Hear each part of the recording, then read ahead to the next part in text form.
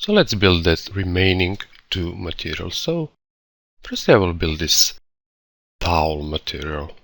I think it would be better to start with that rather than this curtain, so we can finish completely this part. For this material I want it to be a really simple white towel, so I will use this chin shader and I'll just get rid of these blue colors here just to have a simple white color. You can leave this also, this diffuse, it will somewhat diffuse that surface, it will be more realistic. And I just want to play with this roughness. Just apply that and find the parent. Okay, this is the parent, this null, so I will apply it like this. And the only thing that is left to do is really to scale down that noise, because in this manner it will be really too big. Let me just demonstrate that. So I will simply drag this preview guy here. I will scale it also a bit and see what we get here. You can currently see it's not good, it's really too big, and I have to scale that noise down to really something really small, something like 1, maybe even lower. Let's see. Well, this could work.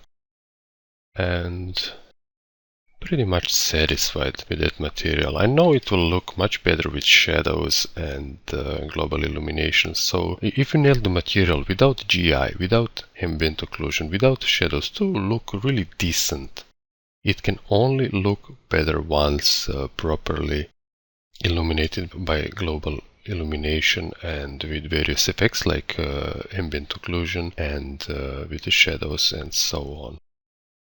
The only situation when it will look worse is when you don't have calibrated lighting, and I'm pretty much sure there is no other situation that will make your material look worse. Of course, I could be wrong. So let's build our less material. Yeah, let me apply it on these guys also. You'll just control drag that material and will apply it to that pile of towels. And now to the curtains. So for the curtains, I will use, you see this is actually curtains made of splines and generators here, and of course with the hypernerves to smooth things out. And I will apply a material directly to this parent, the topmost object, and that is that hypernerves. Let me just, for the sake of neatness, rename this to towels. Okay, you can pretty much see you can get really lost with so many materials, and if you exceed like 10, 15 or maybe even 20 materials, use the layer browser. It's really helpful and it will save you a lot of time. But we won't use it for this scene since we have just one more material to go. So let's build that one. Let's double click. Let's name it curtain or curtains. And I will use that image texture here. So I will load an image I found on the internet, which really I find appealing. And just to be sure, I will change this sampling to SAT, which is the best type of sampling when you are using sampling. And currently this image is black and white, and I want to really give it some sort of a color. And we know how to do that. We will load a colorizer, shader, and simply change those guys.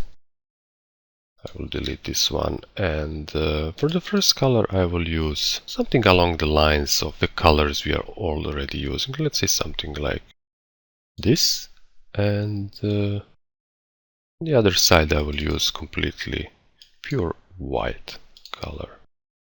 So something like that.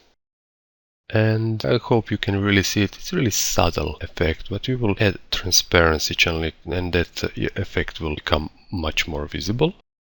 So let's enable transparency, and I also want to control the transparency with that exactly the same texture. So just to make sure, I will tune this down to 0. So I'm sure this color won't interfere in any way. And let me load it texture, you see there is a list of bitmaps here that you are currently using in the scene. So really to cut that searching here under load image, really use this. Okay, so let's load our curtain. Let's decrease the overall effect of that texture. So we have some sort of a semi-transparent effect. Let's try 50% first, like a half, something like this, and well, this could work. Maybe even more, maybe 30. I'll also add this blurriness, so we have some sort of a fabric feel to it. Maybe 10, maybe even more. Let's try 20. And this really comes with the experience, and you will have to create your own or use any existing calibrated scene and find out really what values here work. Sometimes there are really small values, sometimes there are really big values. There is no way to say that one value will fit all scenes. It's simply like that. And I'm pretty satisfied with this material, so let's try to see how does it look on those curtains. So I will simply apply it and see what I get. And actually right now I will temporarily disable this transparency channel, and here under colorizer just temporarily use here another color just to be able to see it really clear here. Okay, so I don't have to render and re-render. So I think this is off scale. I will scale that down with this styling, but I'll probably use another projection. Let's try flat. This is now good. Cubic. Let's try fit to object. This cubic projection really works most of the times. And it's enough for the estimate. Do you want to sub-objects to be included? Yes, I want, because I have sub-objects. So yes, and this could be it, but we have to scale it down. So let's try something like 3 by 3, maybe even 4 by 4. Let's try that. Maybe even 5 by 5. Okay, something like this. And this could really work. And let's give it back the color it had. Enable transparency. And if I remember correctly, this was this color, wasn't it? It doesn't matter. So you can actually say we have some sort of a fabric silk curtain type of material. And that's it for the material part. We made them all, and now it's time to save this and to render this guy out. First, I have this ray depth and shadow depth set to 10, and that is purely for optimization. I don't have so many reflections and bounces of that reflection going on in the scene, and especially I don't need so many detail in shadows. Everything else is set to default. Here I will firstly draft my scene with no AA. So let's add the global illumination and go with really low settings first. So let's set it to low and low here. This smoothing guy, I don't want to smooth those records out really because I will lose some detail probably. So let's set it to weak. Don't mistake settings here. For example, weak doesn't mean it will be weak render or bad render. Doesn't work like that. And we can also set here to auto load our cache file, so we'll build all the information in one single file, so we don't have to re-render again. And for interior renders, I suggest starting with 2, but in this case I want to have really enough bounces of light. So let's say a standard for interior scenes is diffuse depth of 3 or even more. And I think that's it. Let me double check. We have set this to low, the cache is set to auto load, details is left all at default, and let me do a first test render. Only GI, I will disable the shadows, so I can actually see the global illumination only, and I'll be right back. I will pause the video until it renders, but it will be really quick, so let's go. And here we have our first test render, and it's coming on along really nicely. And I can notice a few things. I will have to probably increase the samples for the global illumination because I can see some splotches going on here. Also, I will have to specifically target these metallic materials and put a compositing tag to them to really force a higher anti-aliasing settings. Okay? Especially, maybe I will even have to reduce the threshold. And these towels are really bright, but that will correct itself once we apply shadows. Let's try a shadow render. So we'll just enable shadows and we'll give it a go to see what does it look like with the shadows. It will most certainly be a little bit less bright. Okay, so let's give it a go. And I'll pause it just briefly until it finishes. And here we go. And when you enable shadows, you will be actually able to see that you have some problems in the scene. Especially this area I was talking about. You can see the records actually here. So most surely we will have to increase those values just to get overall more precise results. And everything else seems quite okay.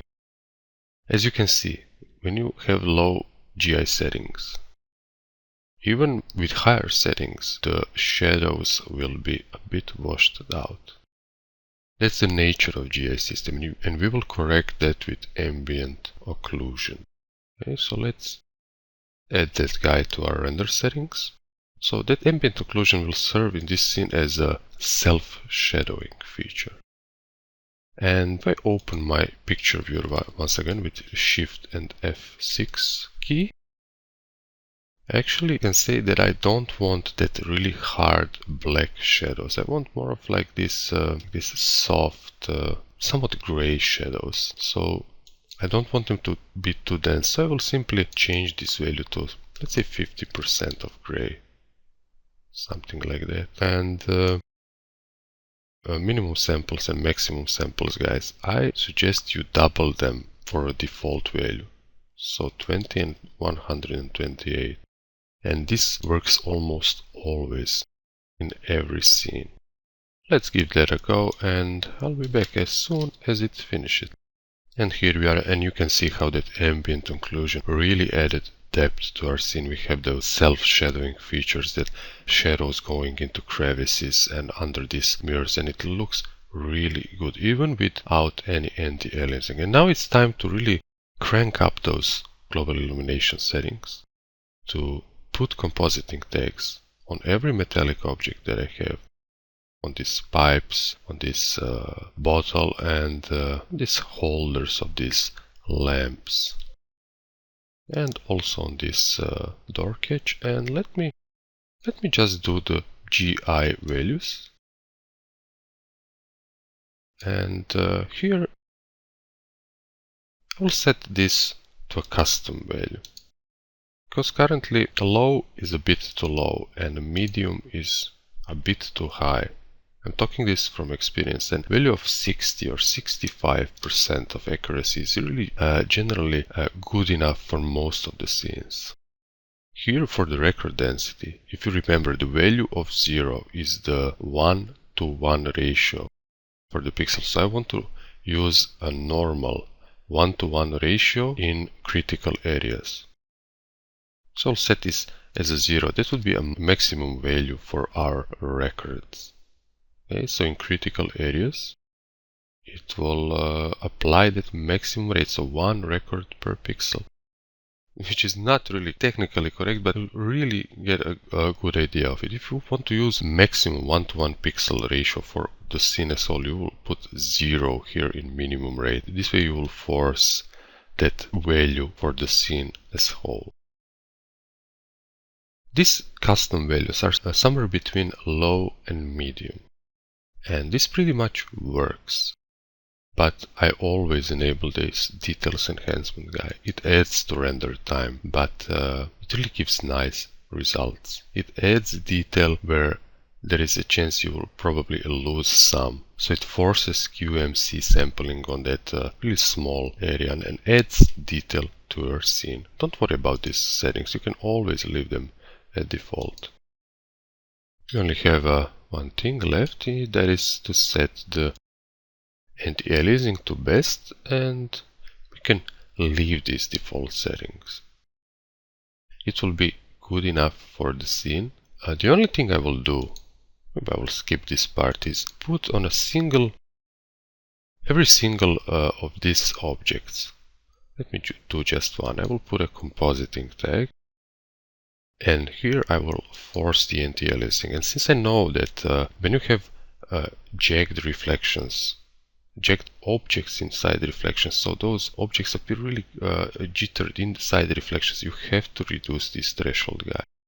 So I'll simply reduce it to somewhere around 5, and this is possibly the number that will work almost all the time. So don't go under 5, it will really slow up your render enormously.